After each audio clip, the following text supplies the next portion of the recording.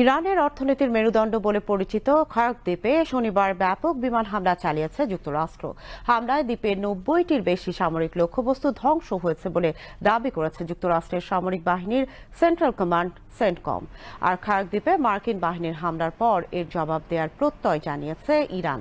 খার্ক দ্বীপে হামলার পর ইরানের রেভলিউশনারি গার্ডস কোর আইআরজিসি তাদের প্রতিক্রিয়ায় জানিয়েছে, এখন থেকে বন্দর, ঘাট ও সামরিক স্থাপনা সহ সংযুক্ত আরব আমিরাতে যুক্তরাষ্ট্রের স্বার্থ সংশ্লিষ্ট সবকিছুই হবে ইরানের বৈধ নিশানা।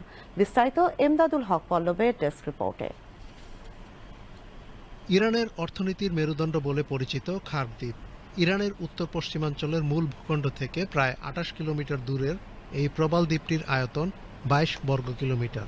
ইরানের ৩টি প্রধান তেল ক্ষেত্র আবোজার, ফরুজান ও দরুদ থেকে তেল এখানে আসে এবং প্রক্রিয়াজাত হয়ে বিশ্ববাজারে ছড়িয়ে পড়ে। এখান থেকে বছরে প্রায় ৯৫ কোটি ব্যারেল তেল বিদেশে রপ্তানি হয়। শনিবার এই দ্বীপে ব্যাপক বিমান হামলা চালিয়েছে যুক্তরাষ্ট্র। ইরানের মোট জ্বালানি তেল রপ্তানির ৯০% বেশি প্রক্রিয়াজাত করা হয় এই খার্ক দ্বীপে। তেহরানের দাবি, হামলায় তেল অবকাঠামো ক্ষতিগ্রস্ত হয়নি। দ্বীপ থেকে তেল রপ্তানি পুরোদমে চালু রয়েছে। মার্কিন প্রেসিডেন্ট ডোনাল্ড ট্রাম্প নিজের সামাজিক যোগাযোগ মাধ্যম ট্রুথ সোশ্যালে খার্ক দ্বীপে হামলার একটি ভিডিও প্রকাশ করেছেন। ট্রাম্পের পোস্ট করা ভিডিওতে দেখা যায় খার্ক দ্বীপে মার্কিন হামলায় বিমানবন্দর ও রানওয়ে ক্ষতিগ্রস্ত হয়েছে।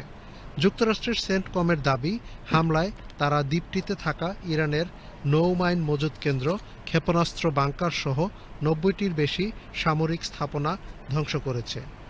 ট্রুথ সোশ্যালে তিনি লিখেছেন, ভদ্রতার খাতিরে তিনি দ্বীপটির জ্বালানি তেল অবকাঠামো পুরোপুরি ধ্বংস না করার সিদ্ধান্ত নিয়েছেন। তবে ইরান হরমুজ প্রণালীতে জাহাজ চলাচলে বাধা দিলে তিনি এই সিদ্ধান্ত পুনর্বিবেচনা করবেন।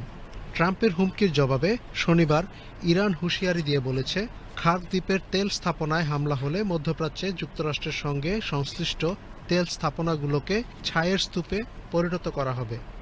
খার্ক দ্বীপে হামলার মধ্য দিয়ে যুক্তরাষ্ট্র, ইসরায়েল, ইরান যুদ্ধ এক নতুন পর্বে প্রবেশ করেছে বলে আশঙ্কা করা হচ্ছে। এদিকে শনিবার ইরাকে অবস্থিত যুক্তরাষ্ট্রের দূতাবাসেও হামলা হয়েছে। অন্যদিকে যুক্তরাষ্ট্র জাপানে অবস্থিত নিজেদের ঘাঁটি থেকে প্রায় ২৫০০ সেনা মধ্যপ্রাচ্যে পাঠাচ্ছে। দ্বীপটিতে যুক্তরাষ্ট্রের হামলার পর সংযুক্ত আরব আমিরাতে থাকা মার্কিন আস্তানাগুলোকে বৈধ লক্ষ্যবস্তু হিসেবে ঘোষণা করেছে ইরানের আইআরজিসি।